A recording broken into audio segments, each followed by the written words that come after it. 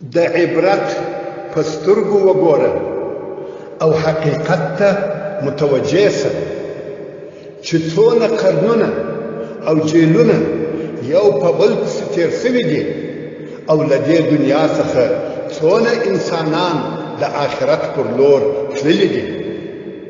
خدا راته ووایه چې آیا هغه تللي خلک د خپلو مالونو سره ولاړل؟ آیا قصرونه او بنګلې یې ورسره یوړل؟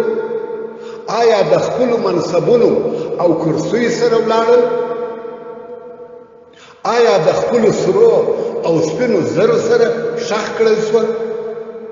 آیا آخرت ته په خپلو موټرانو او خپلو تیارو کې ولاړل؟ یا والله، بلکې خپلې اغوستې جامې هم ځینې وکښل شوې او په کفنونو کې په قبرونو ننه ایستل شول. او بیا هلته د هر یوه څخه دغه درې پوښتنې وسوې چې رب دې څوک دی، نبي دې څوک دی، دین دې څه شی دی. نو ته هم د دغې ورځې دپاره تیاري او آمادګي ونیسه او د دنیا د مال او متاع په ډېرېدلو مه خوشحاله کېږه او په لږېدلو یې مه غمجن کېږه، ځکه د دنیا اسباب ټول زائلېدونکي او پاته کېدونکي دي.